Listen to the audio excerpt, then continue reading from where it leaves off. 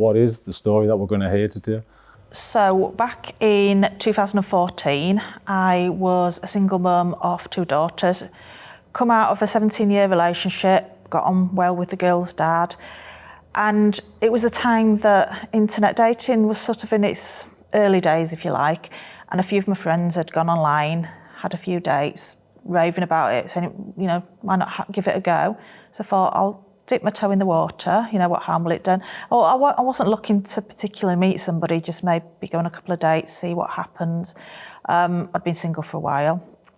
So I joined a dating site, match.com, and I started talking to a lovely gentleman called James.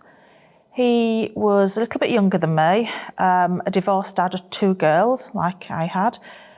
Really nice guy, firefighter. He sent me loads of photos. We talked on the app for a while, then exchanged numbers, talked on the phone for a couple of weeks, and then arranged to meet for coffee. He was exactly as he'd come across. First date was great. He was quite a big character. Talked a lot about his job in the fire service, showing me pictures of the guys he worked with, talked a lot about his daughters. He was obviously a doting dad, and that did attract me to him because family to me is everything, and everyone wants to meet a good family guy. His daughters were planning to go overseas with the mum, and he was distraught about this, and I really felt for him. It was so upsetting. I couldn't imagine if I was going to be distanced from my daughters. So we just, maybe an hour conversation, an hour coffee. Thought he was a nice guy. Talked so much about all his family, and everything just seemed great. So after that, I thought, yeah, nice guy. I might see him again. I might not. We'll see how things go. He did get in touch, and we talked for a bit longer, and then we did start dating. We didn't see that much of each other to start with. I was working 30 hours a week in a student rental office in Durham. He was obviously with his shifts. I'd got my 2 girls to, concentrate on. He had his 2 daughters. But we made time for each other, and, it was a nice relationship, just going on along great. About 6 months down the line, I found out I was pregnant, which was a bit of a shock. We'd been careful, but these things happen. I had really heartfelt conversations about it. We'd only been together 6 months. At this time, I was 40 years old. I hadn't envisaged having any more children, and he said the same. So we decided the best thing to do was have a termination, which I found difficult. It wasn't something I did easily. It took a lot of soul searching. But he went with me to the initial appointment. But when I did come home, I was on my own when it actually happened, as he had to go on shift and he couldn't get out of his shift. So I was in quite a bad place after that, and our relationship did suffer, as I was so scared if we'd been careful and it happened once, it could happen again. So maybe a month or so down the line, James came to me and announced that he decided he was going to get a vasectomy. He said his family was complete, he didn't want to have any more children, he didn't want me worrying about it, it'd be good for our relationship.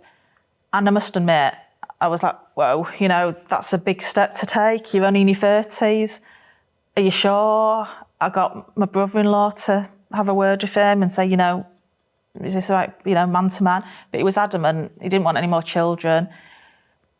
So I thought, well, that's your decision to make. He booked the appointment. I saw the appointment details on his phone. I saw him after the event. I didn't actually go to the appointment with him, but afterwards I saw he was in a bit of discomfort. He'd got a little bit of gauze down below, looked like a little bit of bruising. But yeah, said it was the best thing I could have done. And then obviously further down the line, after he'd put his samples in and what have you, he showed me the documentation to show he had a no sperm results, and then it was like full steam ahead with the relationship again. We could carry on. It seems, sorry, Coleen, I just want to jump in. No, it seems like this is just a very, very normal process to kind of dating life. You're very cautious and you're just taking the steps, but you're very much protective of, like, your family comes first, right? and you're aware of this. You're aware of just kind of, let's just baby step this kind of thing, and let's see where it goes. Absolutely. So everything does seem normal, and it does seem that everything that he's given and shown on the other side, he's not pushing, he's not fast tracking, he's not trying to get in there, because that's when you'll start to question things, I think, in relationships. So this very much seems like he's a nice guy. Sounds like a good guy. Yeah, everyone thought he was a great guy. He met all my friends, met all my family, my twin sister, who I'm very close to, my now brother-in-law, my mum. In time, my girls, because I'm not one for introducing my daughters to anybody quickly. So in time, but they loved him. I met friends of his who could validate everything he told me. Yeah, the vouching for him, so he had two sisters. I spoke to one of them on the phone several times. I got Facebook friends requests off them. One of his sisters lived down south, so I couldn't meet her straight away, but he was on about organising that. And his mum lived in the south of France. But again, I would have text messages from her saying she couldn't wait to meet me, cards and all sorts in the post. I felt even though I hadn't met his sisters, I did have a relationship with them, would have conversations on iPhone, like group chats with me and him and his sisters. So I did feel it was a shame because I'm so close and we're a northeastern family, you're in each of us pockets really, and I'm having a twin sister, very close. I did find it hard that he was more distant from his family, but that's the way of the world these days. People live all over the place. I still felt very in his life. I'd spoken to one of his daughters on the telephone. They had moved over within the first 6 months to the States with the mum, and he did have a fractious relationship with his ex. So I had not had a chance to meet them, but I'd seen photos. Like I said, I talked to one of them on the phone. So yeah, it was, apart from that hiccup, which, like I said, I didn't do easily, but I did think it was the best thing for our relationship. Everything was going great. Was happy, good social life, good work life, great relationship with my girls. Yeah, he just slipped perfectly into our family dynamic. Yeah, because there's no naivety in you here at all. I'm not saying anything. I'm saying you just kind of just normal behaviour from everybody as well. I mean, did you know the reasons why the separation from before? Obviously, you're coming from the same worlds of separation, so did you talk about the separations and the reasons why and stuff like that? I mean, my separation purely came across because we drifted apart. As we'd been married 17 years and it can happen, but still good friends, had joint care for the two girls. He's similar, that he didn't say there was any affair or any big bust up that they'd split up about. He said his wife was quite controlling, which is interesting for him to say that. She was quite controlling and would check where he'd been and always checking on him, and he found it quite smothering. And they'd been together from a young age, so again, they drifted apart. But because you spoke to the daughter, it's kind of like there's no reason for anything to be suspicious about anything. No, I was sad that I hadn't met them, because I would have loved to have met them, but he was adamant they would come back Christmas and stuff, and in due course I would meet them and I would have a good relationship with them. So I thought it'd be great. They were younger than my two, but I thought that'd be nice for my girls and they'll bring us even closer as a family. His ex, he did appear that he was in the girl's life a lot, but he would show me messages occasionally from his ex when she was being unreasonable, and he would complain, oh, she's turning the girls against me a bit. And I felt sorry for him in that way because I'd never experienced that. But, people do have difficult relationships. But on the whole, there wasn't like one had had an affair and it'd all blown up. She just moved on with her life and he'd moved on his, but there was no love lost, if you like. So the relationship's moving on, everything's good. So what's happening now? And what you getting a bit more serious about stuff? You moving in? No, not to that point. So after I'd seen the nil sperm report, and like I said, the relationship was fine again. I didn't have any worries. About a month, 2 months maybe after seeing that report, I started to feel a bit off and a little bit queasy, a little bit like if you're a woman, you're the signs, and you kind of. But I thought, well, I can't be. There's no way. That can't be true. I spoke to my sister because we talk about everything, and she actually said to me, "God, you're only happy if you're worrying about something. Seriously, stop being so daft." And we'd gone out for a meal down Chester Street, Da Vinci's restaurant, which is long gone now, and then we'd gone into the Lambton Arms pub, and I was just like a dog with a bone saying to Karen, I just don't feel right, there's something not right. And she turned around and said, James, nip to the local Tesco's and get a pregnancy test, and for God's sake, because this is just madness. So I did the test, took it in the actual toilet at the Lambton Arms, did the test, and there's the lines on it. And I can't even remember walking from the toilet back to the table. I was just so in shock because I thought, well, this can't be true. Showed James, and he acted shocked, couldn't believe it. Not upset, but shocked. And Karen was I just remember I had a glass of wine in front of me, and she took the glass of wine and says, well, you won't be needing that now, will you? But I still didn't believe it, so I went and did 4 or 5 more tests that night, and they all came up positive. Yeah, because you hear stories of people getting pregnant. You do. After vasectomies and stuff like that. So, you do. Yeah, my first concern was, oh my God, James is going to think I've been cheating on him, and I would never, ever do that. But, come on, you've had a vasectomy, you've got a nil sperm count, and hey, 2 months later, your girlfriend's pregnant. Most men would be asking maybe a question about it, but he 100% no. He said 1 in 200 vasectomies failed, which now I know isn't true. Those stats aren't right, but obviously I'm going to believe the man that I love that's telling me this. And his exact words were, maybe it's the baby that we terminated before coming back. Maybe we made a mistake. We should have this baby. It's meant to be. So I'd had a difficult pregnancy with my last daughter years earlier, and I didn't want to have any more children, but it wasn't up for debate. I couldn't put myself through another termination. I was going to have this baby. So that was it. Announcing it to the girls, telling my family, I'm 40 years old and I'm pregnant again. Well, I think 41 then actually I turned. Okay. So, and what's your thoughts? Was this just kind of, I accepted it and that's life now? Any doubts? About James? Just like when did it was there anything creeping in at this point in time? Any doubts, any suspicions? No. No. I was seeing him plenty. He was in my life. I would hear his conversations with his family members. He would show me text messages of guys he worked with. He worked for the Durham and Darlington Fire Service. I actually became his next of kin and got emails from them and messages, and our lives were I was working in Durham, he was working, and we just kind of just rubbed along nicely, yeah. Obviously the pregnancy, it was a big shock, and it did take my head a little bit of time to come around to it. But then, if I'm honest, once the shock had set in and James was so excited, my girls were so excited, I got excited too. It's a baby. Not what I planned. And obviously I did what I did before, but yeah. Okay. So what's after this? You're having a baby, and what's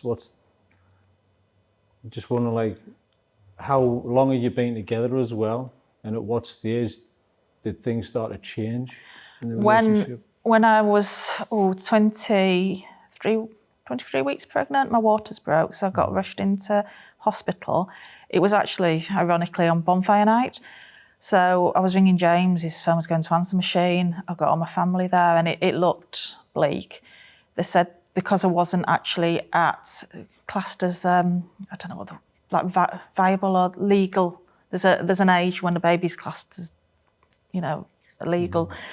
So they said the likelihood is I would lose the baby within the next 12 hours, or alternatively the baby would be born, but they would pass him, because at this stage we knew we were having a little boy, would pass him to me to pass away in my arms, or even though he wasn't at the gestational period, when the baby's classed as a baby, if you like, really. That sounds awful, but if he came out really fighting, they would do the best to save him, but at such a early gestation, the likelihood is he'd have life-limiting disabilities. So I was really scared, really scared. I mean, I know I'd not wanted to have another child, but this was my child now, and I loved him, and I would have done anything to protect him. I didn't even breathe or move in case I brought the labour on. James was nowhere to be seen. At this point, he wasn't answering his phone, and then he rocked up at the hospital hours later, much to the annoyance of my family, like, where the hell have you been? In his fire gear, full of apologies, because busiest day of the year, there'd been idiots all over the place, he hadn't been able to check his messages, he was so sorry, but at that period I had to go through all that, and the checks, and them sitting down with me and explaining what was going to happen, and I had my mum and my sister turned up, but no James. So, you can kind of think, well, bonfire night, all right, you can sort of, it's a perfectly valid excuse, isn't it, for something like that. But what happened after? Well, I didn't go into labour that night, and I didn't go into labour the day after. And after about a week or so, I was told to go home on total bed rest because I could deliver at any time, and there was such a risk of infection and what have you. So then it was, James, you need to move in. I need someone to look after me. So at this point, it kind of forced the next stage of a relationship of him moving in, which he did. He moved in and a relationship carried forward. Him taking me to the hospital twice a week for checks, watching loads of Downton Abbey on the telly together. We just had a normal, boring life. And yeah, all going fine. At the Christmas, so I'll have been about 6 months at that point, I'd come into the living room, the Christmas tree's there, my girls are there, and they were a little bit giddy, excited. What must have been going on here? Sat down, and then James said, what do you think of the tree? Well, looks like he did yesterday. And I thought, does he mean the lights aren't right or something? He says, no, get up and have a look. I got up, walked to the tree, and there's a little black book in the branches of the tree.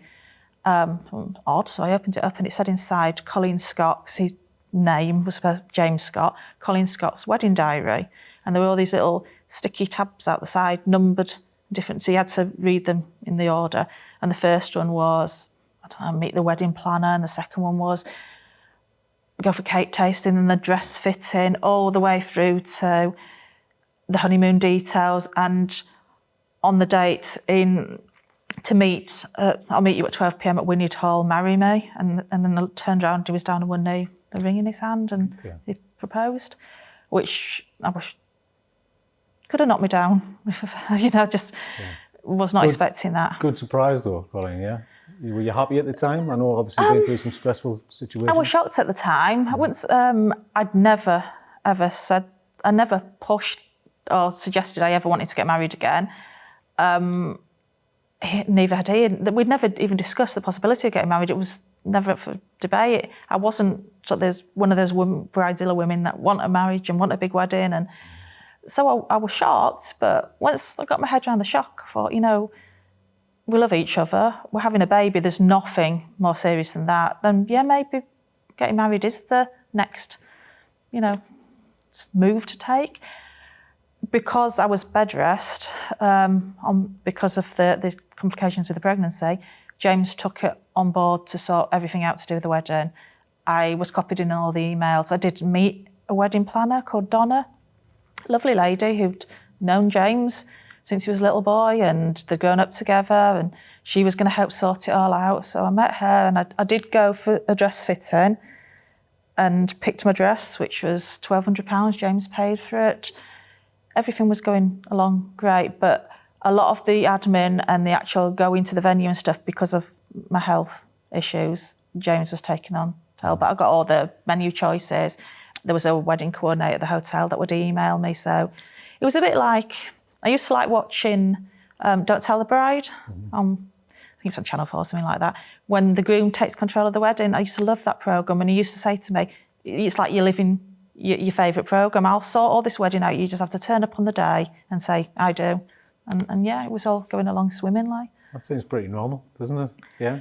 It's quite controlling now if I think about it. It's when I never ever suggested wanting to get married, suddenly there's my wedding all done and dusted and laid out and everything sorted. He'd been to speak to my mum, my sister, my girls, told them all before he told me, and they were all excited. So I didn't feel like I could say no. Okay, so you're creating a universe, or you're creating a moment where it's really hard for you to have a different reaction, and you're going to maybe subside a little bit of kind of doubt that you have. You're not going to be honest about your feelings at the time.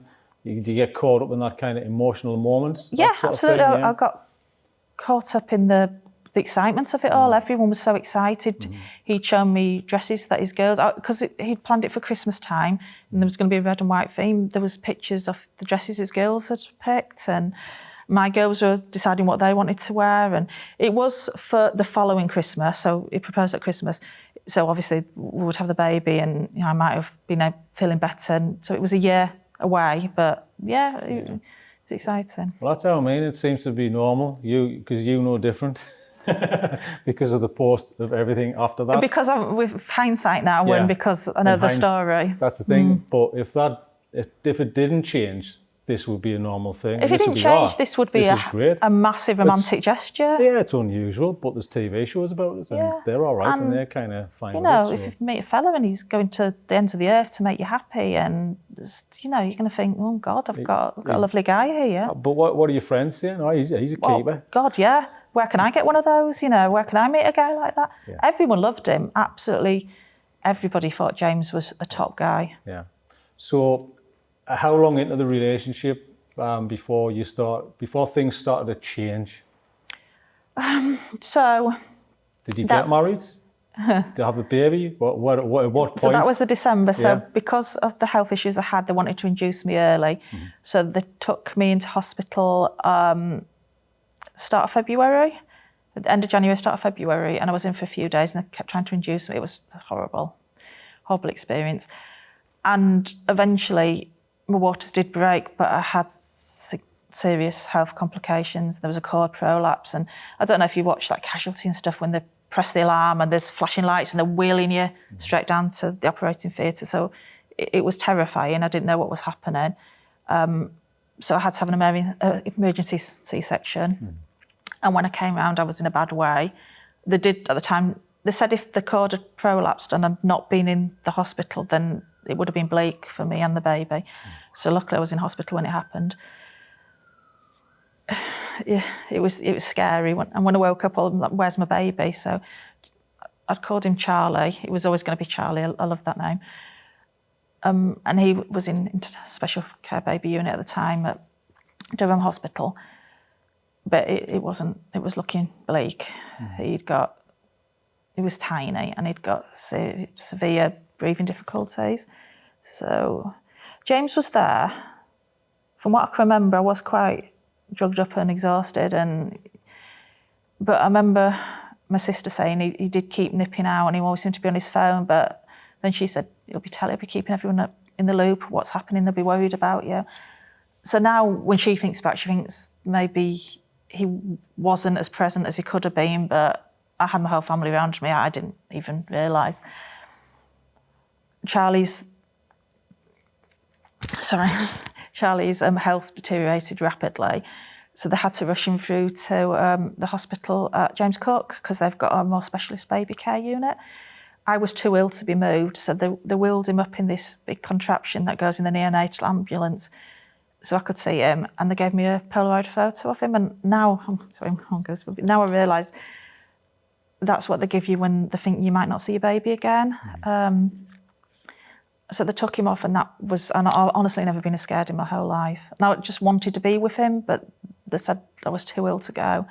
So then the next thing was, James, I'm not having Charlie on his own. He needs either his mum or his dad with him.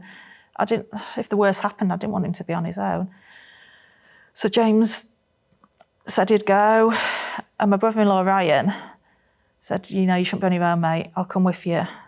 Well, he wasn't actually my brother-in-law at the moment then, but he is now. Said, you shouldn't be on your own, mate. I'll come with you. You need the support. And James was adamant he wanted to go on his own, to the point that they were nearly bickering, and Ryan saying, this is mad. I want to be there for you. This is, my nephew. This is part of a family. I want to support you. No, I need to be on my own. I need to get my thoughts straight. I need time on my own with my child.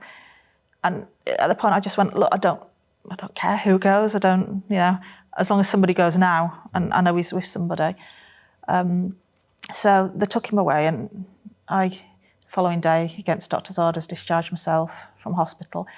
Charlie had managed through the night, but it was still looking bleak, and there was nothing going to stop me from seeing my baby then. So, yeah, I annoyed a few doctors, but with a couple of paracetamol, I was off and on my way to James Cook, and I saw Charlie and spoke to a doctor, and things were starting to take an upward turn, and he was making slow progress. So I had something positive to hold on to then. So I was pretty much put back in the car and told to go straight home. And because I remember my mum saying she honestly thought I looked like I was ready for the morgue. I was so poorly, but I just had to see Charlie. I went back and I was on bed rest again. I did go to see Charlie after a few days, but those days that I was laid up, James was going every day. We were ringing the hospital 5 or 6 times a day. He took my daughter, Laura, on one occasion. She brought photos back of Charlie and stuff. I mean, you had to gown up and whatever. But James never showed me any photos, but he was there. I knew Charlie wasn't on his own.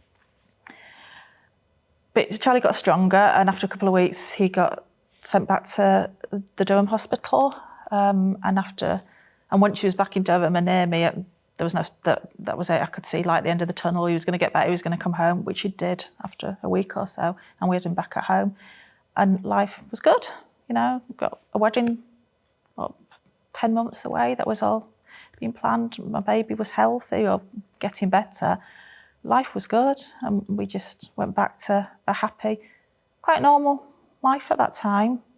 James took a step back from his shift. He'd taken a new job then in a supervisory role in Washington, so he could not be there and be more present for Charlie. And I actually, in time, returned to work. So James was actually more a hands-on dad while I was working, but I missed Charlie terribly at work. So James, originally, James had never ever made any claims that he had any sort of money. In fact, when I met him, I thought that I was the more financially stable one out of the relationship. He didn't live he actually, with the role he had in the fire services, he got accommodation, and then because he was looking at flats, he took me to look at flats. He wanted to move to Durham, but because of the accommodation he got, and then he moved in with me. So I'd never actually seen a big house or anything like that, but he just came across as quite a working class kind of guy. At this time, though, when I returned to work, he started to talk more about his mother, who was in the south of France. I knew she got a decent job, but didn't know that much about her. I'd had text messages and, offer and what have you. But then James sort of opened up more that his mum's quite a wealthy woman. So, great. It's nice to hear women doing well, good for her. She was working in the sports, like a sports, I can't remember what role they gave her now. Sports agent, that's it, sports agent. But she was semi-retired. And James said that she was getting itchy feet because she missed being involved in the business world as much as she used to be. So she was looking at opening up a bar or restaurant, not in the south of France, but potentially in the Newcastle area. Then James could get involved in it. His 2 sisters could get involved, and it would be a legacy to pass on to her family, James, his 2 sisters, her grandchildren. So, that sounds like a good idea. Karen, at the time, my twin sister, had inherited some money after my dad had passed away, and she just had it there, wasn't sure what she was going to do with it. And then she actually thought, this sounds like quite a good idea, setting up a family business, maybe I could get involved. So I think it was actually her that approached James, not the other way around, and said, could I maybe get involved in this? I said, I don't know, my mum doesn't know you, and it's family, it's for the Scott family. So I was like, but, I'd love it, and, it'd be right on my street. And we had, as kids, always fancied having like a cafe or a bar. We were going to run it and call it something about twins, I don't know. And she said, I've got this money, and, it'd be good to invest it somewhere that I would enjoy and I could be a bit hands-on. So James never pushed Karen into investing into this money. If anything, she happily, she was the one to come forward and sort of want to be involved. But James explained because it was his mum's, idea, and she was going to bankroll it for him and his sisters, but obviously Karen would have to bankroll it herself, which she was happy to do. She said, I've got this money. So we invested in that business, and it all looked great. We went and viewed loads of properties in Newcastle city centre around the quayside, and decided on one that was called Prav. Well, it used to be called Pravda. It's like a I think an old Russian nightclub or something down on the quayside. We viewed it with the owner a couple of times. James got on amazing with the owner. They went to play golf together. This guy was telling me all about the time he'd got all these businesses in Sunderland and how he'd run this business and that business, but he was getting on a bit and he needed to get out of the game and the property had been empty a while. I met his mum's financial advisor, who was based in the UK. He came and met us there, Andrew Roberts. Karen, my sister, and her partner Ryan came and met everyone. I took Charlie along in his little car seat. We met an architect there. You know, it was serious stuff. It's all above board. It seems it's all the you know, you thing. would not question anything. I've got photos of all inside the property. You're telling me all of this, Coleen, and I'm believing all of this story. Yeah. This is fine. This seems all normal. I'm Yeah, like, it's not great. like... Yeah, what's... If you're with someone... How's the business now? Do you know what I mean? That's exactly. what I'm going to ask. If you're in a relationship with someone and you love them, I mean, fundamentally, you do trust the person you're with. There's no reason for doubt. There's no reason for doubting. But then if that person goes another step further and there's a lot of other people around that are backing up everything he's telling you, and not only are they backing up, but people behind them are backing it up, and you're seeing hundreds of emails and contracts and stuff from financial planners and this, you know, there's nothing. Yeah, I mean, it's not hearsay stories. It's not him going, oh, by the way, oh, yeah, I'll sort it out, I'll do it. And you're not seeing anybody. There's other people involved, so that believed to be true. He would take us to meetings. He actually got he got 2 PR companies involved because he was going to document the whole rise of this new business he was going to do with his mum. He had all sorts of businesses around the North East, all involved and all happy and all trusting everything that James said. It wasn't me and my sister just, you know, like going along with everything he said. It was backed up. There were so many people invested in this new business and ploughing money into it, and everyone trusted every word he said. Okay. So what happened next? What happened? Did it go ahead? Did it kind of... It stalled for a while, and Karen did start. This is probably... After the money was spent? Yeah. So she'd invested the money, she'd got the contracts, she'd met everybody, she'd been and viewed the property, everything was looking great. We were signing up to go on, Karen was signing up to go on courses to learn more about the hospitality trade.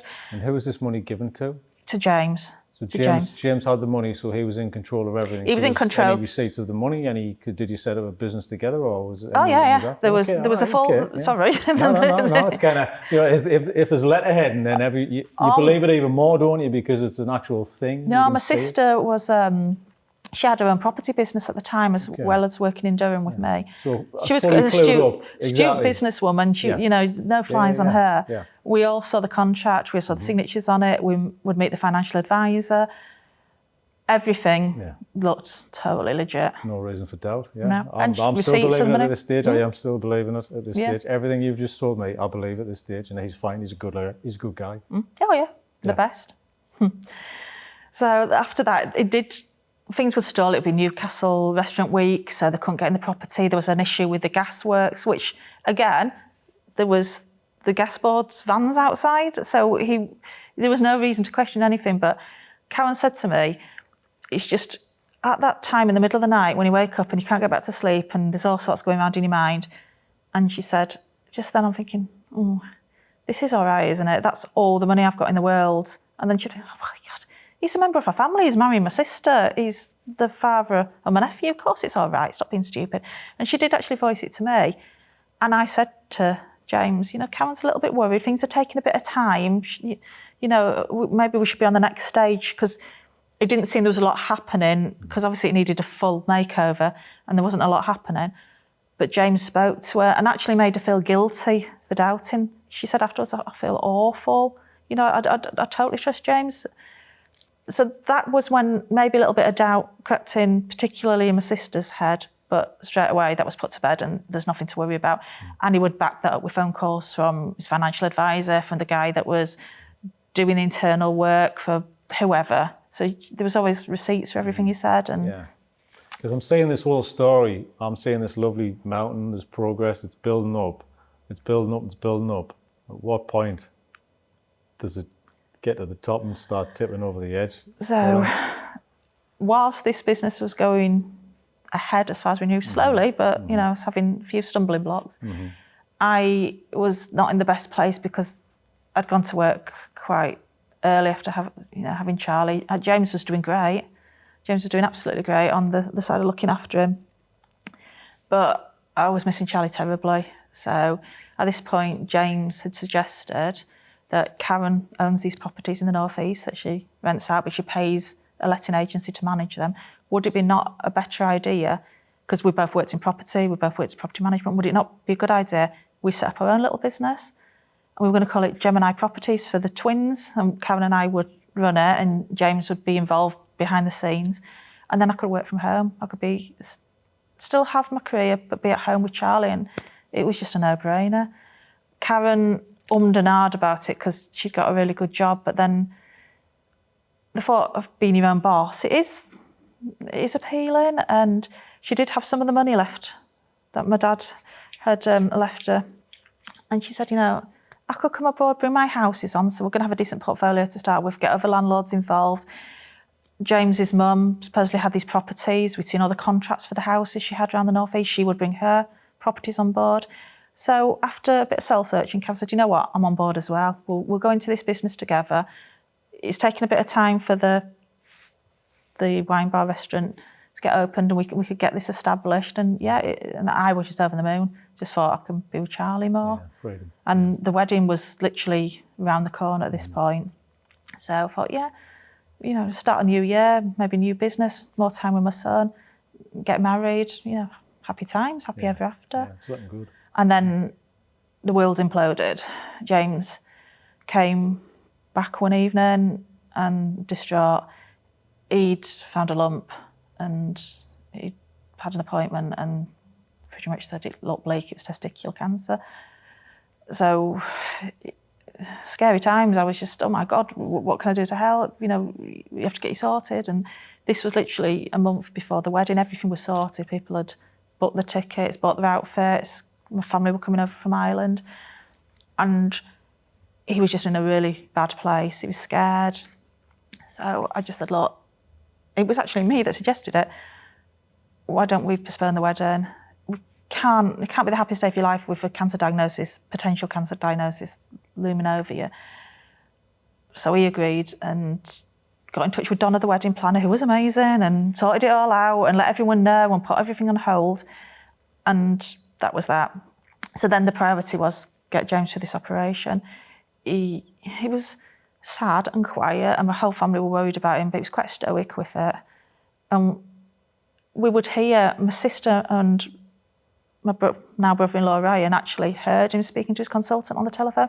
Not just when you can hear the person on the other end of the phone discussing all the procedure. Obviously they do a biopsy once they remove the testicle, so that's the general way that it's sorted. Mm-hmm. So it was all, the dates were booked in and he was having the operation, and we were all, he was a very loved a member of our family. We were really worried about him.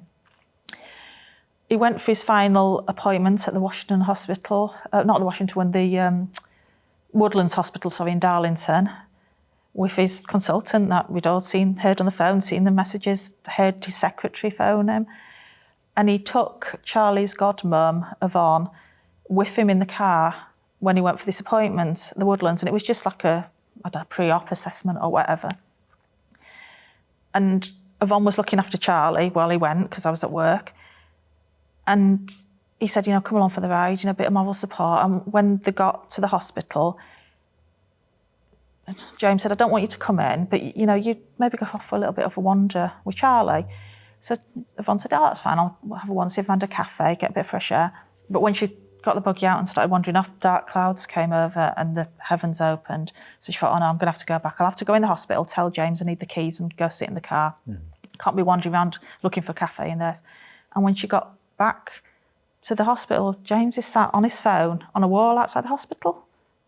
Yvonne's, what's happened? Has your appointment been cancelled? What's gone on? And he looked up and she said he did look a little bit startled, but straight away composed. And then gives her a big hug. Doesn't take long to give you good news. And he said it had been misdiagnosed, found the lump. They were convinced he'd have to have this biopsy, have the testicle removed.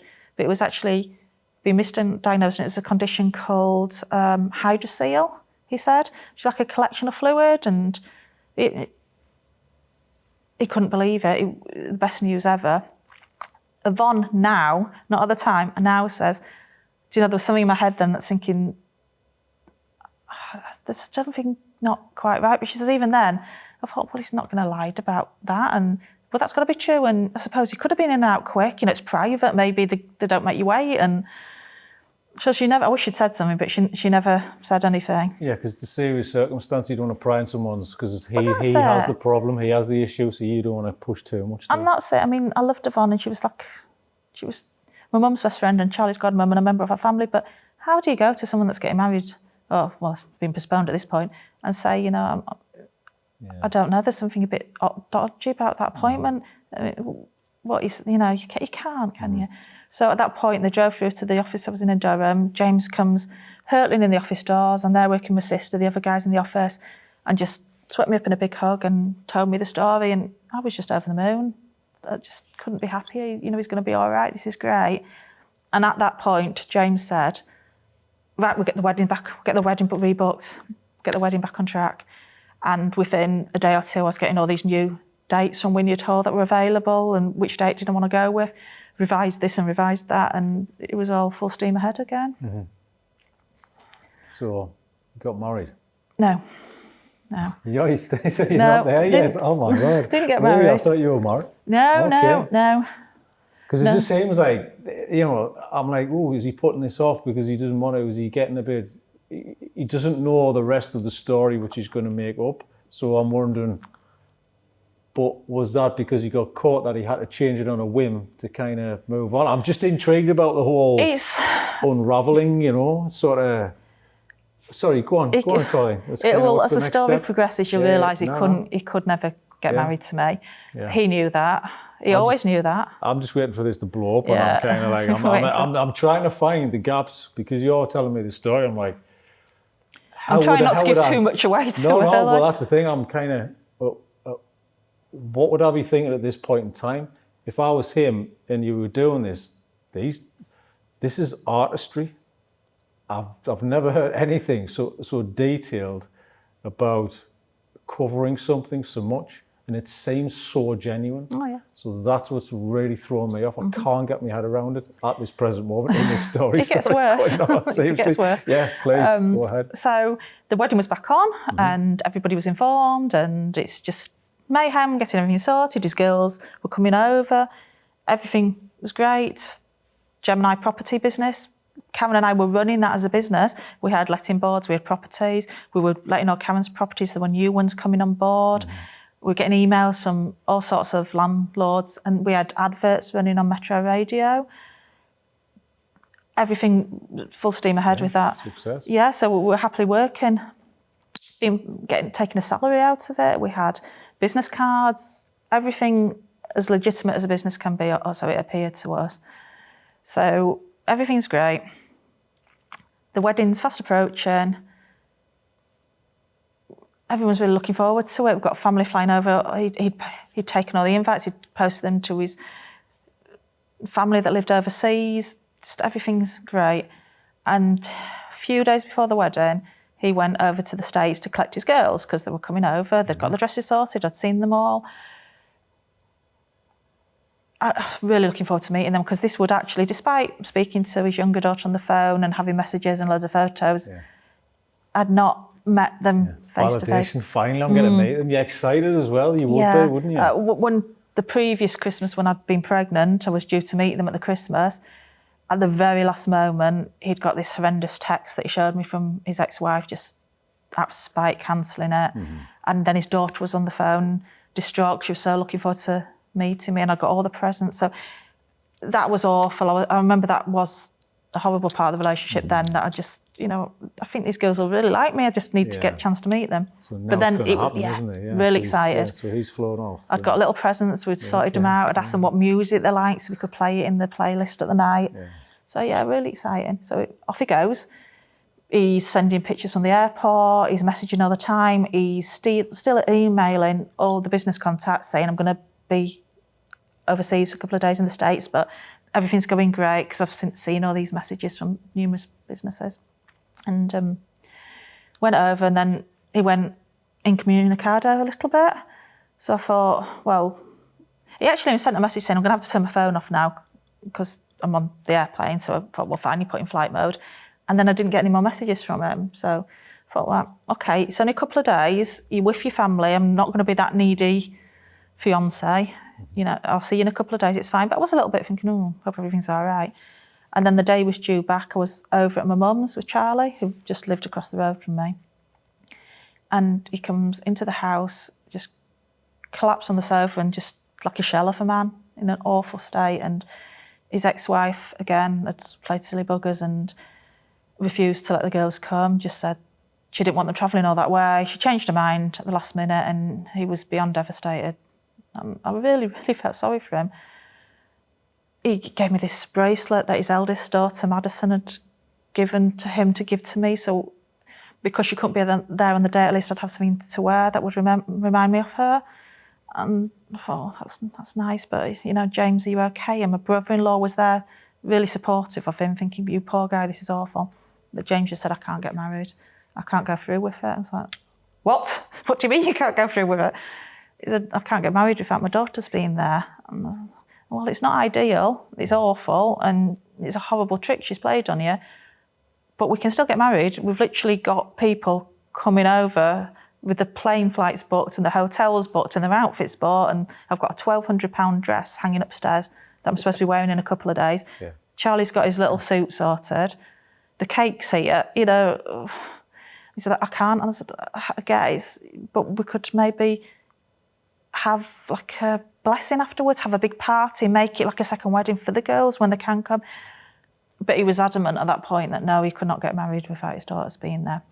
So I must admit, at that point, I thought, well, I checked out slightly of the relationship. I just thought, well, if I can't change your mind, then so be it. But you get on, you sort it, you tell everyone, you explain why it's cancelled, and then I'll tell you now, there will be no wedding. I never, ever gave any indication that I wanted to get married. This has always been you, and in the matter of months, we're cancelling a second wedding, messing people around, upsetting people. I said, I'm not going through this again. That's it. We're never getting married. And at that point, I just thought, there's something not right here. It's the first sign of doubt, isn't it, here? Yeah. We did have... It's such a big thing to arrange all of this, and it's huge. And he's led the whole thing along, hasn't he? So he would. If we did ever have any grievance in the relationship, it's more that I was upset that I hadn't met any members of his family. But then I did actually meet his mum and his stepdad. They'd come over from the south of France and they had a property, a lovely 4-bedroom property they used in the northeast when they came over. And I actually went to the house for lunch and I met her.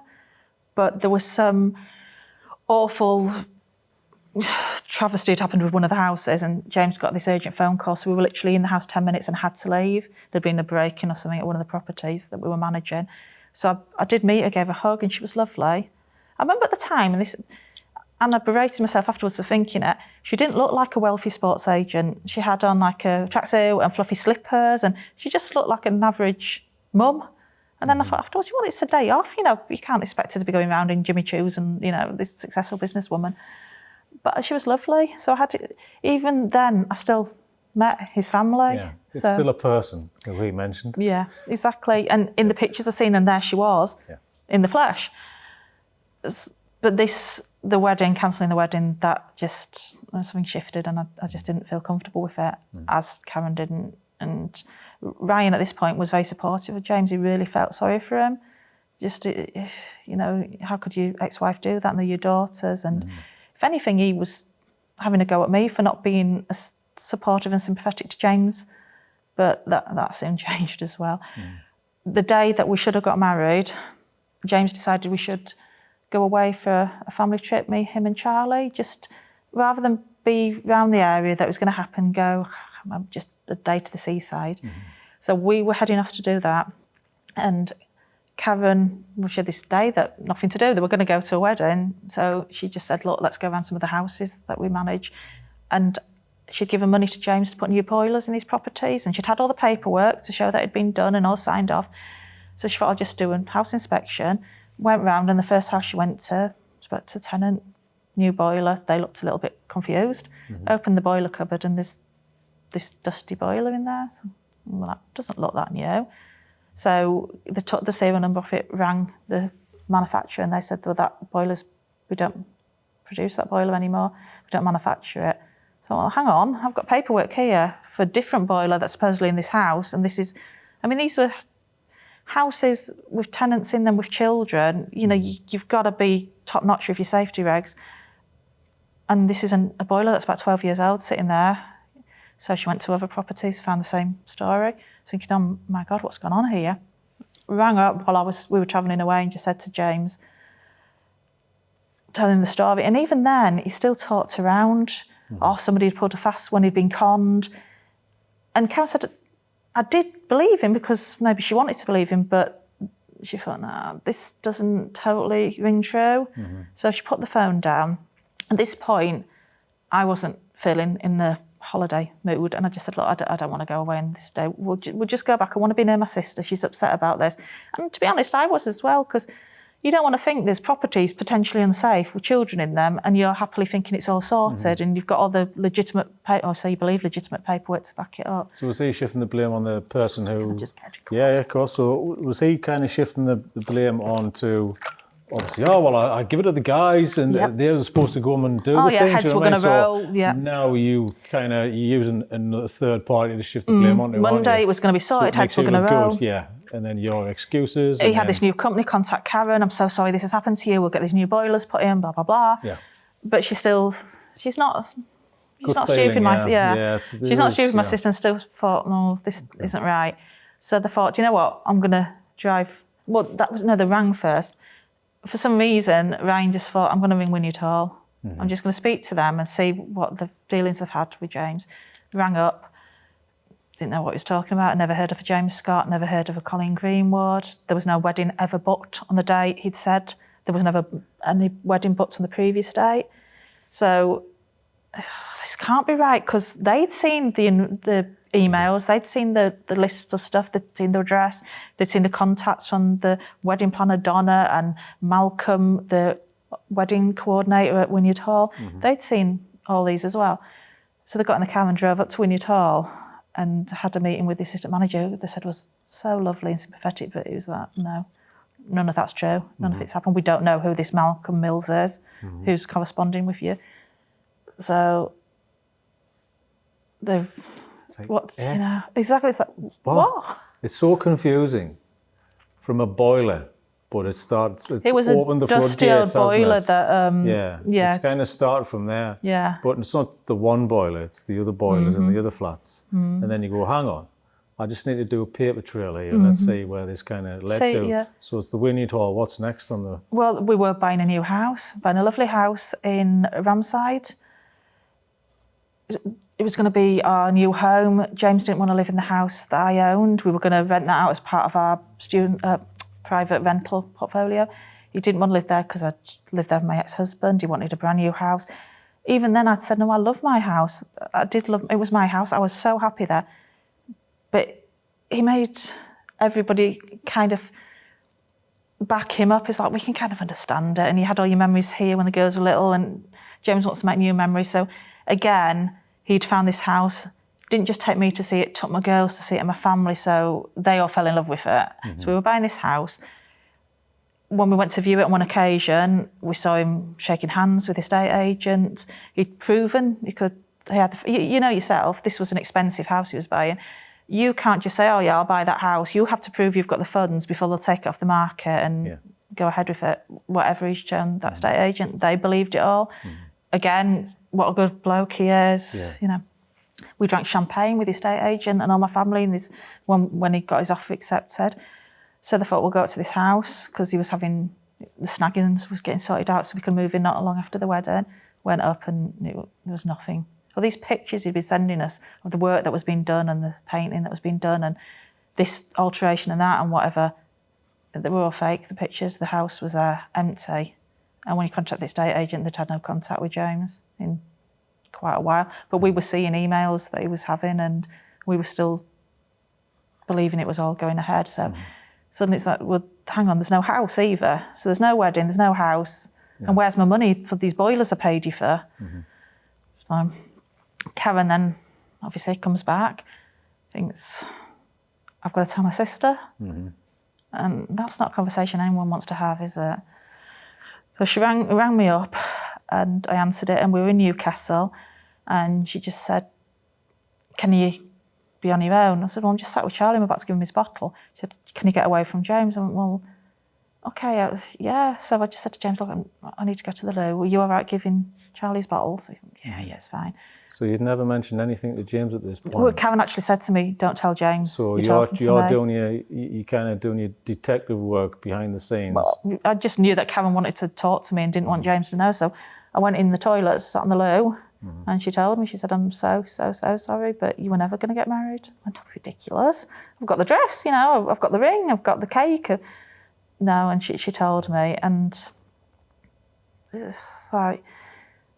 What's that like? It was like the finding I was pregnant again. Like your whole world just shifts on its axis. It was just, what? No, that can't be right. No.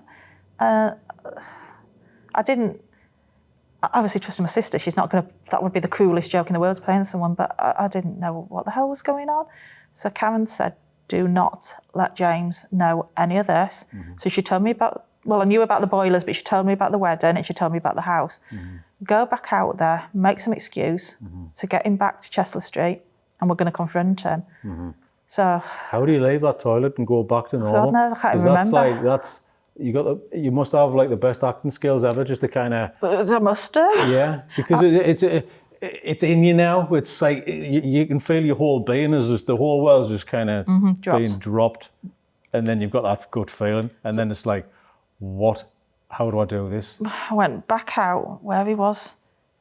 I remember that, irrelevant at the time, I remember he was flirting with a woman. He was always the life and soul and the biggest personality in the room. And he was chatting away to the girl behind, they were serving the coffees, and I'm thinking, who are you? I remember looking at him thinking, who are you? What's right here and what's not? So I just said, Karen's just phoned me, and I think she's had a big bust up with Ryan. I think they've had an argument and she's really upset. I want to go and see my sister. And he went, well, we just got this. I said, I don't care. I want to go see my sister. She needs me. And he was more than happy to go back, because James, which I couldn't see at the time as much, but I can see now, didn't like, he would go to quite some lengths to ostracise us from any males. So, I mean, we're a female-dominated family anyway. Literally, Ryan was the only male in our family. And we found out later he was spreading lies about him behind his back, trying to turn my girls against him. All this came to light later on. And my ex-husband, he'd make up lies. He just didn't seem to like any males being around his family, if you like. So the thought of Karen and Ryan having a bust-up, he was more than happy to take me back. And so he was clueless what he was about to walk into. And driving back, that was the longest journey from Newcastle to Chestler Street. And I said to him, you wouldn't lie to me, would you, James? And he went, well, what a funny question to ask. Why would you ask me that? And I went, oh, no, just, I don't know what. I said to him, like, I was just reading an article in a magazine about stuff, and you'd never lie to me. No, of course I wouldn't. And I said, you'd never lie, ever, would you? And he went, no, can't abide liars. And this wasn't my finest hour, but I actually said to him, so on Charlie's life, your baby son, you can sit there and tell me that you would never tell a lie. And he went, no, I can swear down on Charlie's life, God strike him down now, I would never tell a lie. I would never lie to you. And I remember looking at it thinking, oh my God, you're a monster. Because you know. Because I know it all now. Well, no, tell a lie, I didn't know it all. I knew a bit of it. But you knew a bit of it, but there was enough doubt for you to start questioning. Even on that journey over, you could not give it another minute without trying to find something. I was almost giving him his chance to come clean and say, I have lied about stuff and I got myself caught up and I'm so sorry. And on some level, show some humanity and start to admit to what you've done. But he actually looked me in the eye and swore down on a baby son that he would never lie to me. So drove to Chestler Street, went in. Ryan's a big fella, he's 6'4". James was not a big guy. Shuts the door and gives it to him both barrels. You've lied about everything, what you're doing to poor Coleen, there's no wedding.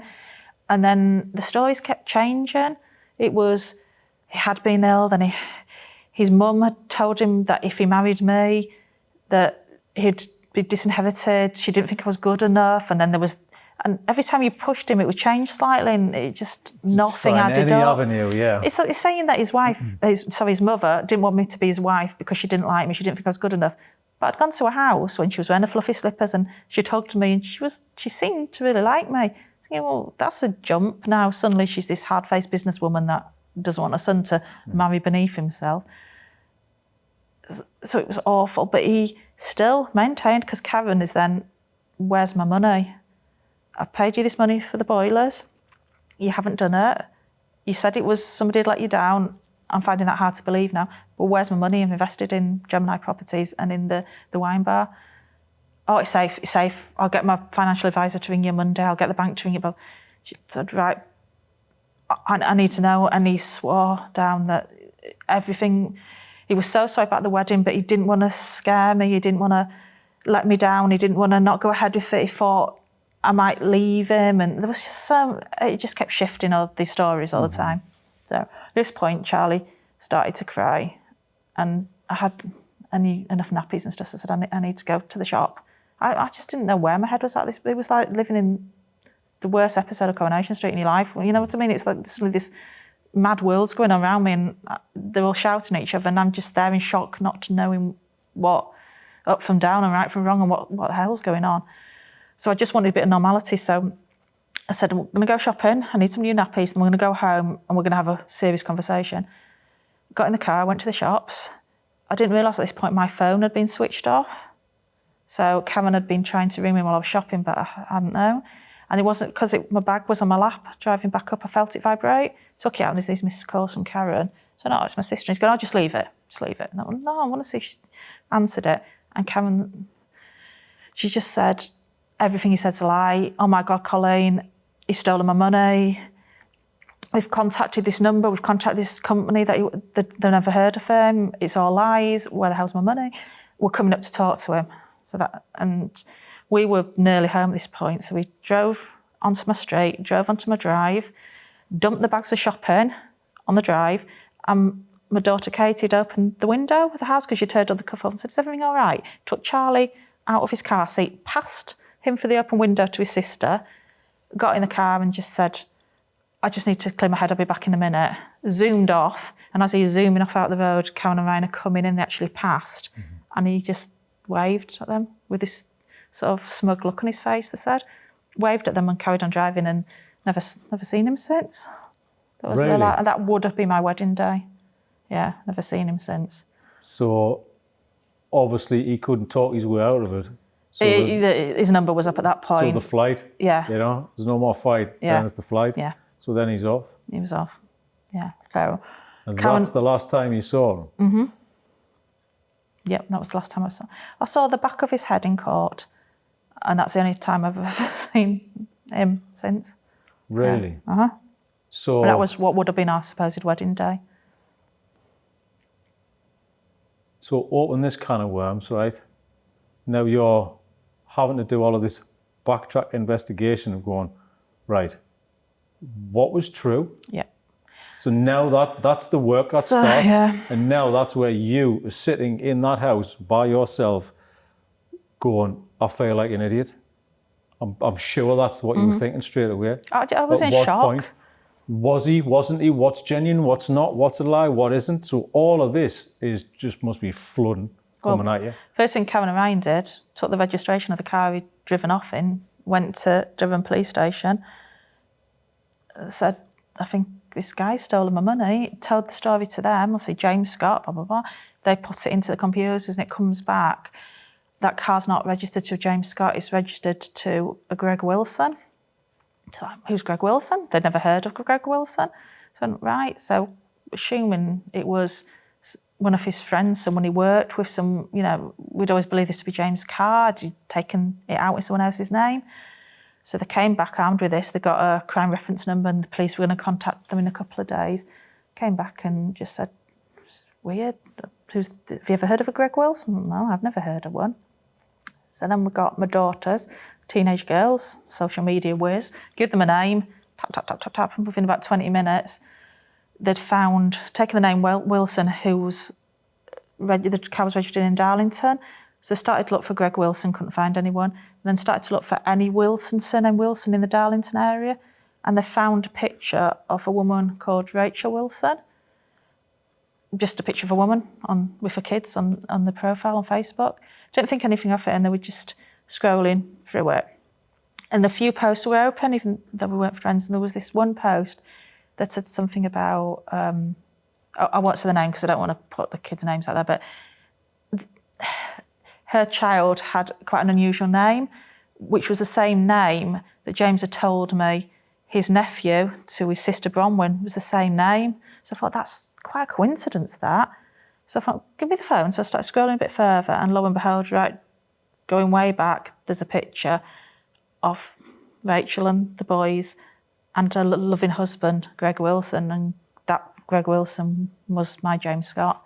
So at that point, I found out he wasn't James Scott, he was Greg Wilson, and he was married with kids in Darlington. He was still married with kids? Yeah. Still married. How can you do? It's hard enough to manage one family. Oh, yeah. How, to backtracking on this thing, now, are you kind of almost, you're slotting in the time gaps? You're going, right, hang on. At this if point, he wasn't here, he's going back home. Is he not separated from him? At that point, if I'm honest, I fell to pieces and my sister pretty much put me to bed. I mean, I still had Charlie to look after, but then she sat up to the early hours, because we laugh about it now. There was a bottle of champagne sat on the side because it was supposed to be our wedding day that one of the neighbours had dropped round. And Karen went, well, we're not going to need that now, are we? They've got fish and chips and they sat there with mugs of champagne with the fish and chips, because sometimes things are so bizarre and so surreal that she just said we ended up almost, it was like funny. It was so, because nobody knew what was going on, what was real and what wasn't. It's almost like the pain's over because now the reveal's gone. And it's so absurd. It's never happened to you before. There's a ridiculousness in this. And I think we go to another emotion, which I think is humour, and you've got to do something about it because it would just drive you nuts otherwise. Well, at this stage, I just went into, I wasn't very well for a week or two, but Karen and Ryan did start to do some digging. They contacted the original fire station, Darlington Fire Station. He said he was the watch supervisor under White Watch. They never heard of a James Scott or a Greg Wilson. So it's like, well, that can't be a lie because we know he's a fireman, because nobody can go to the lengths he went to with the stories and the detail without knowing the job. Plus, we'd seen him in his fire gear, smelling the smoke. You know, it wasn't fancy dress, it was a proper fire, you know.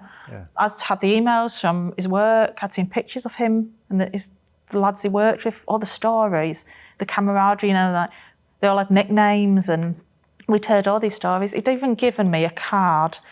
He'd saved a little boy in a fire and broken his back in the process. And this little boy had made a card for James, calling him a hero, saying thank you, and it was really lovely. And he showed me this early on in our relationship. And I was so touched because I thought, you know, what a good guy, and he's saved this little lad.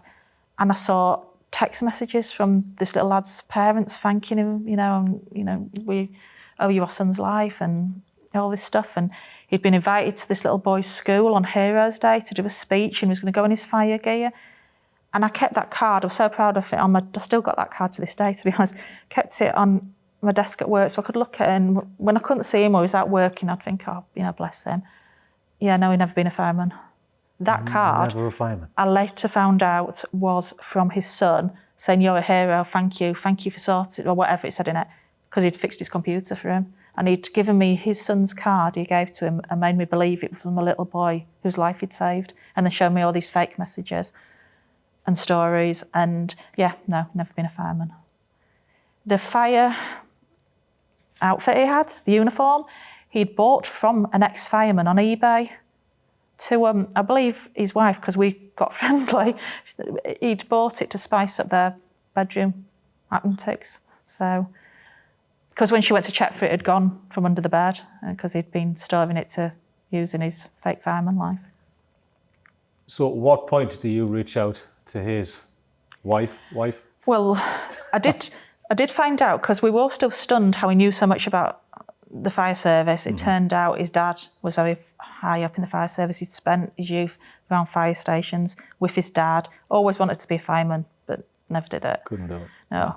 And that's how he knew so much information about it all. I actually, because like I said, I was quite distraught and, you know, not in a good place for a week or two, but then I thought I need to speak to his mum. I've met her, you know, she's Charlie's grandmother. So I had obviously a telephone number for her. She would text me and keep in touch. So I rang the number, just kept going to answer machine. kept texting on the number, didn't get any response. So I found her on Facebook. James has always said she didn't have much of a social media presence, so I never looked for her before. But then the girls, well, you can't believe a word he says. So, and it was the name. So the name he'd given me was real for her. So I found her on social media, and it was like, well, it says here she's a nursery nurse, or she's an ex-nursery nurse, something like that. That's weird. Doesn't live in the south of France either. So I just messaged on Messengers, hi, it's Coleen, hope you don't mind me contacting you. I'm trying to ring you, but it's just going to answer machine. This is the number I've got. And then I got a message back saying, hi, Coleen, lovely to hear from you. Oh, I don't know whose number that is. That's never been my number. This is my number. Give me a ring. Right. So I rang her up and then she answered it. Hi, you all right? It'd be lovely to see you again soon. How's Charlie? And I just said, look, can I just interrupt you there? Can I just ask you what your son's called? She went, well, that's an odd question. You know what he's called? What are you asking me that for? And I went, oh, just humour me. What's your son's name? She went, well, it's Greg. It's Greg Wilson. Well, that's not what I know him as. I know him as James Scott. And there's this pause, and then she must have turned to her husband and just went, oh my God, he's done it again. That's what she said.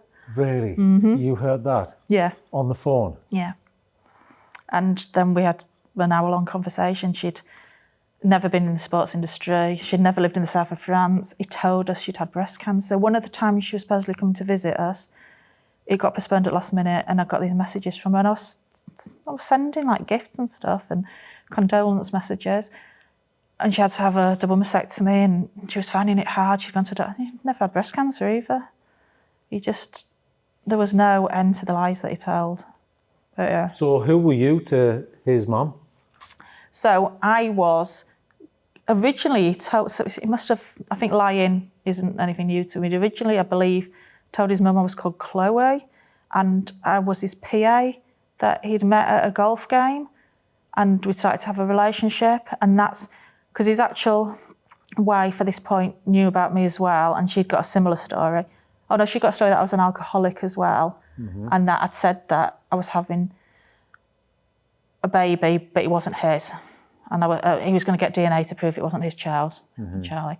So when it started questioning people, they were getting as many lies as I was. He told originally it was Chloe, and then changed it to say I was actually Coleen, because I met her and she knew me as Coleen then, that I owned all this property business, that I was getting him involved in it, that just not nonsense really. Kind of friend, business associate. Yeah.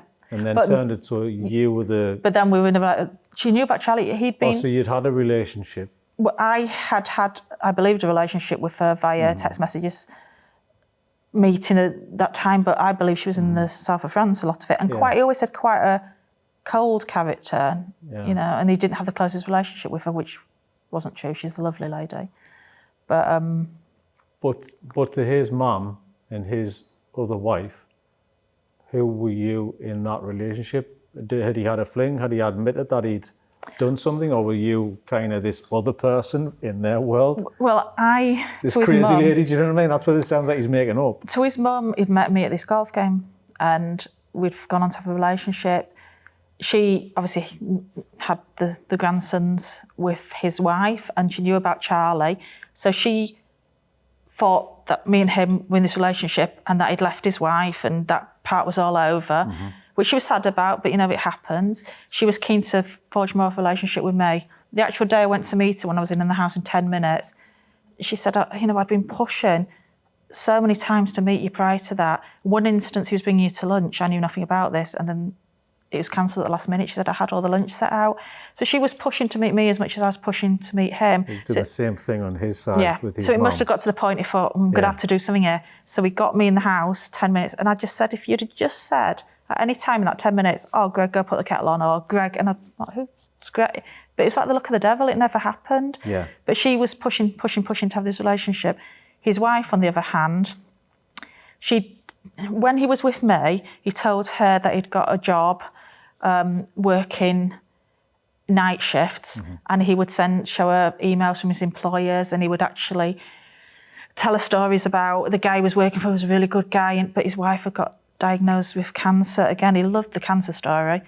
And his wife would bake cakes for her, and do nice things, and then he would bring those and give them to me. And actually he said that at the fire station there was this little old lady that had lost her husband to cancer, would bring in cakes to sell to make money for cancer research, and James, because he was such a good guy, bought them all, and she was over the moon and brought them back to me. No, because he wasn't in the fire station, there wasn't any old woman baking cakes. His poor wife was baking cakes for his employer, this is getting confusing now, his employer's wife, who she believed had cancer, who didn't exist, but he was just giving them straight to me. And the worst bit was, he said, the little lady says, if you've got any particular flavours you like, let me know and she'll bake them for you. So I was telling him, well, I like so-and-so. He was going back to his missus, she's making them, and then he's bringing them to me. And my sister and my family are all eating them, and it's just, So... I'm absolutely blown away by the level. This is 3 lies. This is not one. This is not just making up your story in your world. He's changed his name. He's making up a story to his mother, probably doesn't say a lot of, but his wife every single day. So he's got multiple stories going on with multiple characters and multiple threads. How the hell do these not intermingle? Well, how does he not slip up? Because this is just in the early days, material, this. In the early days, like I say, his wife thought he was working night shifts, and that's how he managed to go between the two of us, giving her all these fake emails, fake telephone conversations, doing exactly the same to her that he was doing to me. It was when my waters broke on the bonfire night, and he then had to make a decision because I needed to be looked after, so he needed to move in with me. And of course, he's living with his wife and coming to me on his night shifts and when he can get out and about during the day. So I had a decision to make, and I must have been the lucky one. He decided to... So he went back that night and left a note for his wife in the kitchen just saying, I've been cheating on you, had an affair, whatever, I'm leaving you, and just went. And that's how she found out about me. Was that night, which I never knew she existed. And that poor woman got that note. He did go back to her. He went back to her then, and she said she rang him and he went back that night and they spent the night together. So that night that I was so scared, if I moved the wrong way, I might go into labour and I might lose the baby, and never slept a wink. In fact, it got to the point that I'd got to the gestational period when the baby's classed as, legally viable. And midnight that night, the nurse came in to give me a hug and she went, you've done it. And it just felt like it was a little, I'd got there, I'd achieved something, and hopefully he'd got a fighting chance. While she's doing that, he's at home with his wife. And so that's how she found out. So she, after that, did finish the relationship. For not long, because then after my waters are broke, we couldn't have any physical relationship for fear of infection or anything. So, an intimate relationship was off the cards. And a man's got needs, I suppose. So he then went back to his wife and started her telling all this pack of lies. Colleen's pregnant, but I don't think it's my baby. When the baby's born, I'm going to get a DNA test. I want to be with you. And they rekindled their relationship at that point. So the hospital, this was boiling point for him, so he had to admit to her. So that would simmer down. And then obviously when that simmers down on your end, then he kind of picks up again on the other side, and then I'm the bad guy. Then I'm so I'm an alcoholic and I've tricked him in, and I'm saying I'm pregnant, and not the true story. The worst bit, going back to early in the story, is that night when I thought we were going to lose Charlie and he just wanted to be on his own, didn't want Ryan to go with him.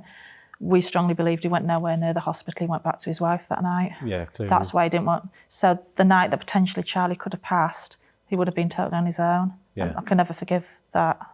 And those days he went afterwards when I was on total bed rest, and I said I never got any photos of about the one day that my daughter went.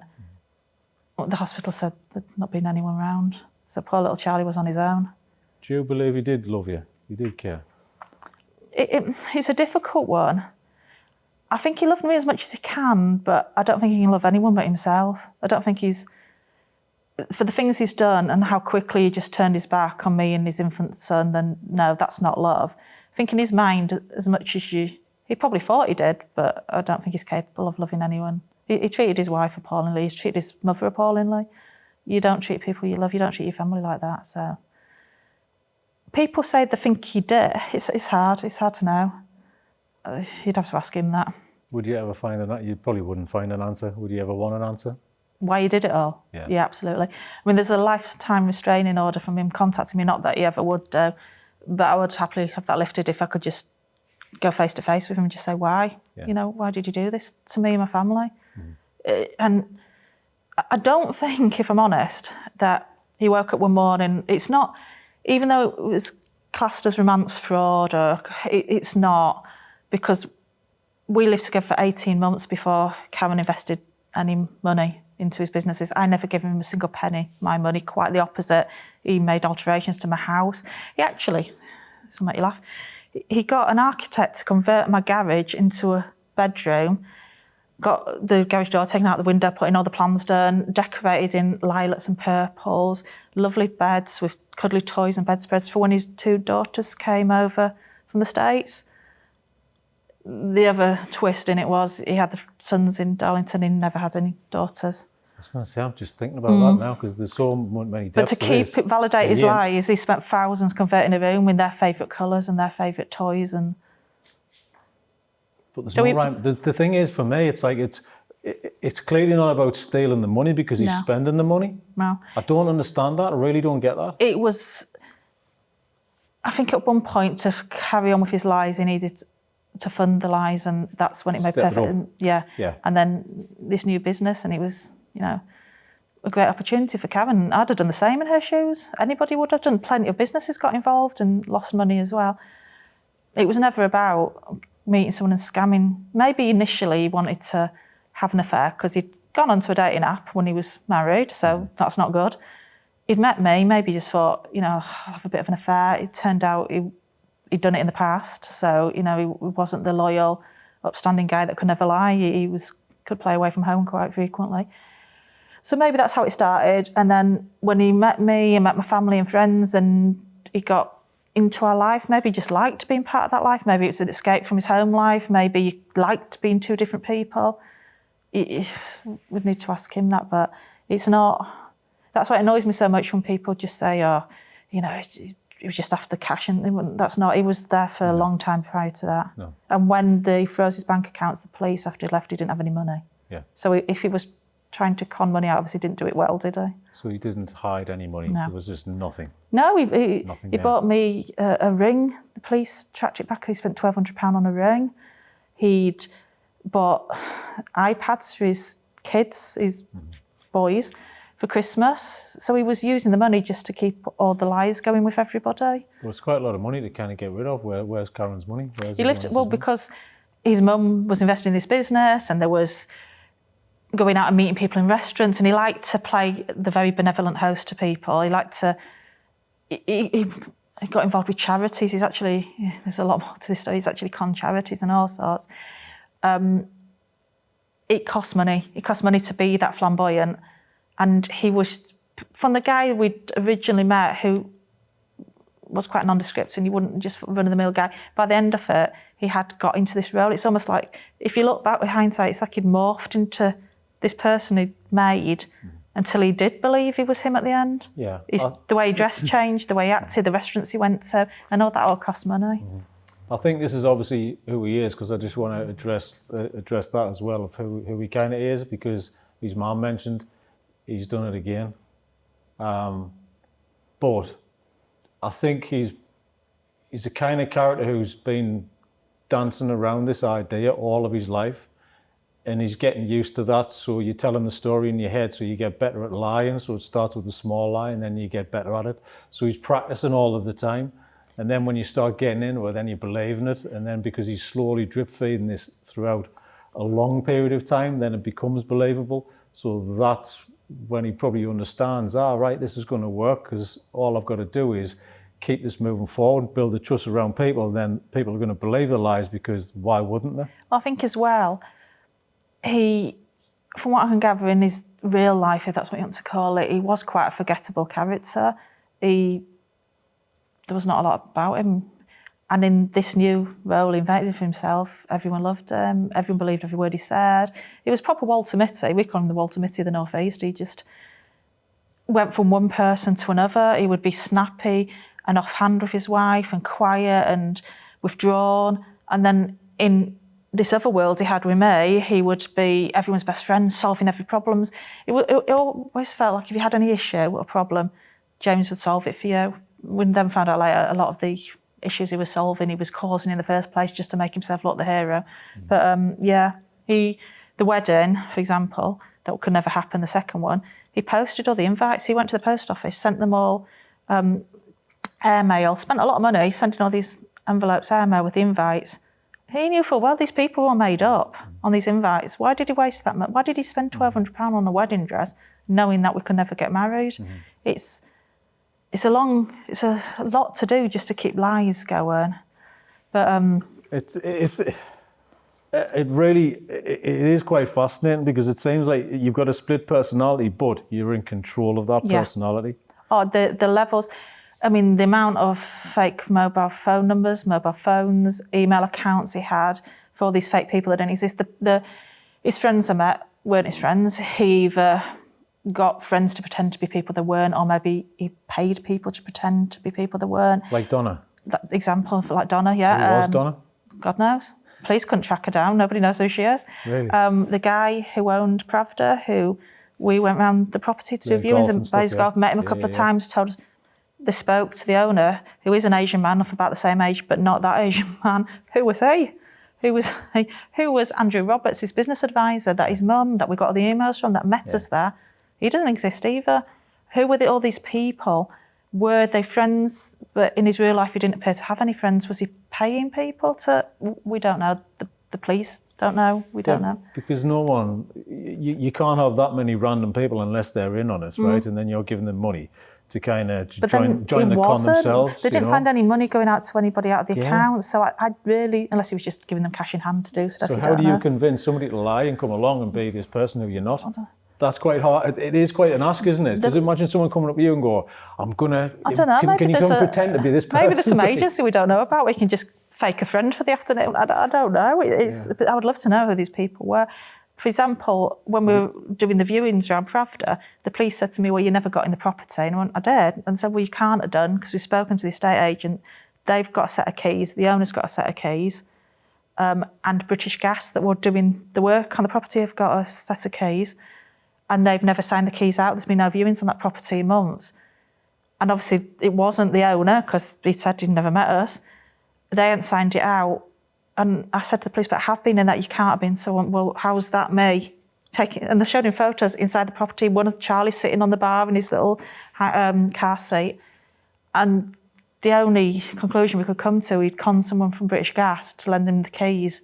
Because James had the keys, because he got on that well with the owner, he'd let him have the keys. So these are the lengths he went to make it all believable. You've got the keys. Oh yeah, I forgot mine today. Can you just let us in? And then that's how he's got copies of the keys, and then he's maybe it was. I didn't even think of that. He's probably taken a copy of them. Yeah. There you go. Because he's planning ahead. He seems like he is very meticulous. But he seems like he's very meticulous in both finding and kind of. It's just so much effort. For so what? Effort. For what? But it is for what? Because you always get found out in the end. So I don't know what it is. You get caught in there. There's a thrill to this. There's an excitement to this. He's living a better life than his other life. This is his new person. So he's created a new character and he's become this character, but you can't let go of the lie, because the lie is creating this lovely world that he's actually probably enjoying. I don't doubt he was enjoying it. He was living a very nice life with us. It just wasn't true. None of it was true. He was quite successful in this life as well. Very successful. Everyone believed him and liked him. I mean, when he left and ran off, we hated him, but we missed him as well, because he was the linchpin of our family. He was a big personality. We all loved him.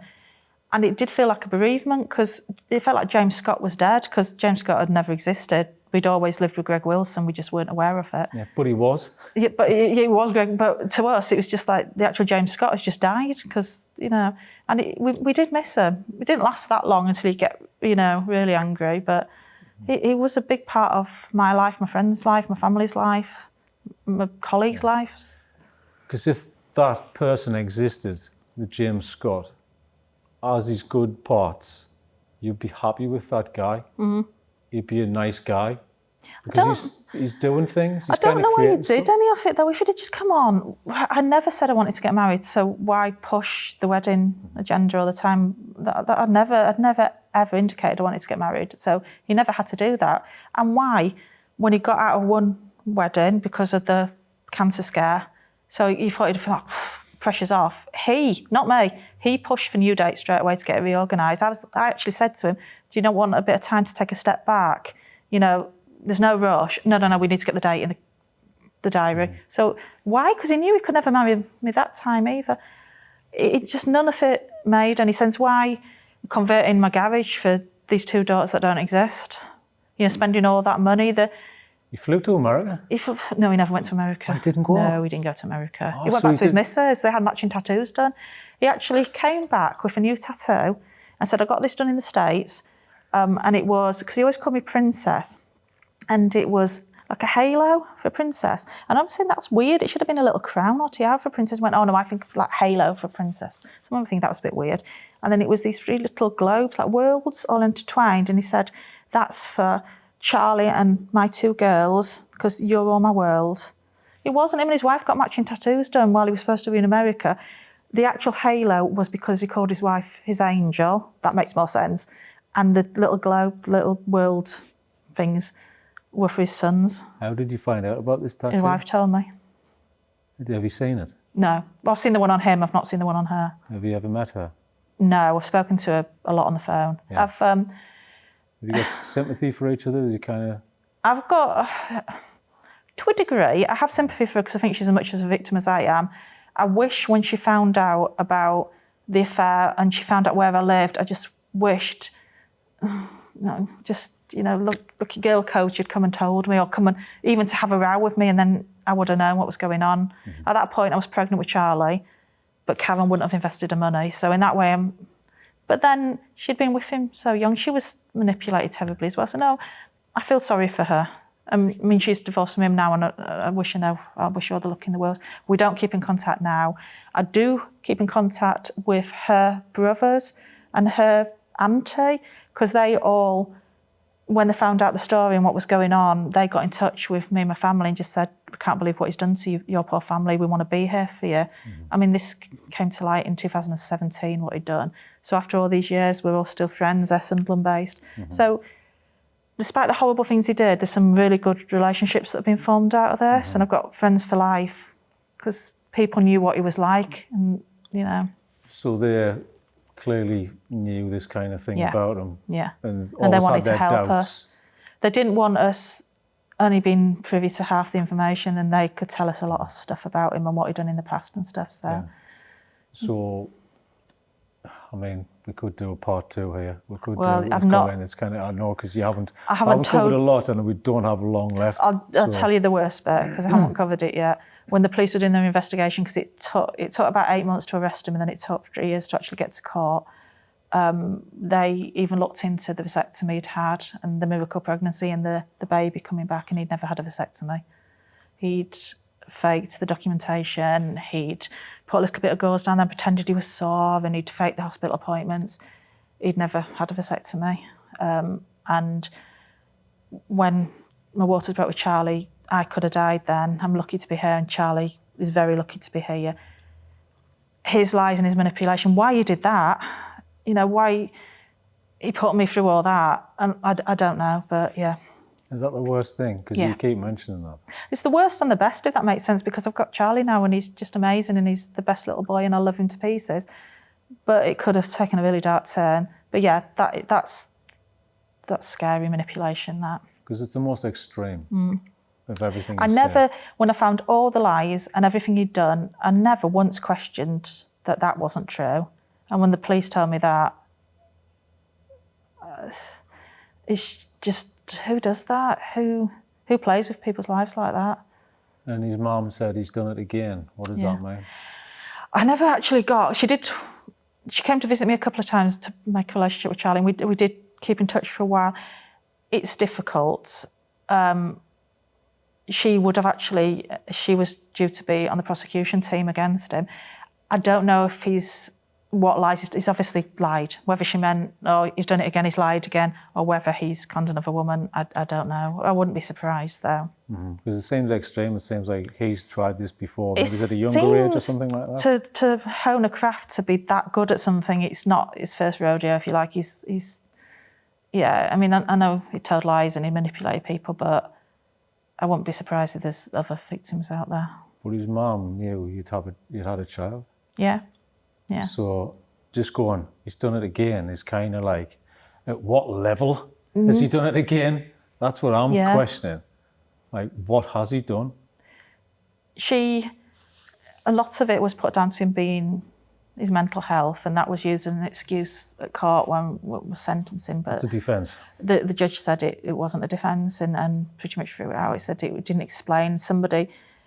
He said he was off his meds, and the psychiatric report they didn't excuse any of his behaviour. They said the level at which he was orchestrating and organising and manipulating people, he knew exactly what he was doing. And he showed, the judge at the time, he showed no empathy to anybody. We were just all pawns. And then when it all fell to bits, he ran off. And when he was arrested, he was living with a new woman, doing exactly the same thing to her. Really? More fake lies, fake job, buying a house. Said that Charlie was his son. I was married to his best friend. He wasn't in the fire service now, he was something to do with the army this time. But his best friend had died in action, and I was this poor motherless, my son was a poor fatherless little boy, and he'd, out of the goodness of his heart, adopted Charlie. So Charlie was his adopted son, and I was going to meet his new partner, and so he was telling and showing photos on me and Charlie to his new girlfriend, So this is just going to roll and roll and roll, wasn't it? Yeah. It's unbelievable. It's actually quite unbelievable. Quite jaw-dropping, isn't it? It is absolutely fascinating. Well, I could go on all day. Let's do a final message to somebody out there in a similar situation. I know it might not be very much that, but it's, in hindsight, what would you say to somebody? Right. I know this is quite a bizarre set of circumstances, but I would have said back when it happened to me, there wasn't terminology for like love bombing, red flags, gaslighting, all the things we talk about these days. And if it does happen to you, or you're a victim and it's not your fault, but maybe get all your tools in your armoury and dig a little bit deeper. If maybe I'd been more aware of, I should have asked more questions, but I don't, I think it was such a bizarre situation. I would just say to anybody, majority of people in the world are good. I believe that. I thought I met a wrong one, but majority of people are good. You can't let this bad experience taint the rest of your life, because that lets him win. If I'd have been a shell of myself and a man-hater, then he's got all the power, and I'm not letting him have the power. So I now have taken the power back. I use my experiences to help others, to help Women's Aid, do public speaking. I've written some books. If I can turn that bad thing he did to me around into a positive and help people, to me, that's a good thing. But just trust your instincts. But if the worst thing happens, don't blame yourself, because you're a victim. And he knew what he was doing. It wasn't my fault. Yeah, while he was on remand in Durham prison, he was contacting another woman, not the one he was living with, another woman. She puts on the news on the evening, cup of tea in her hand, sits down, and there's his mugshot, just been sentenced to 6 years. She thought she was going away to Dubai with him the following week. No way. Yeah. We'll just show that to the camera, at least people can kind of have a little look so they can visually see it. Fascinating. And yeah, anybody go and find it to get more of the story. Yeah. Phenomenal. Thank you very much. Oh, you're welcome. Appreciate that. Lovely stuff. Thank you.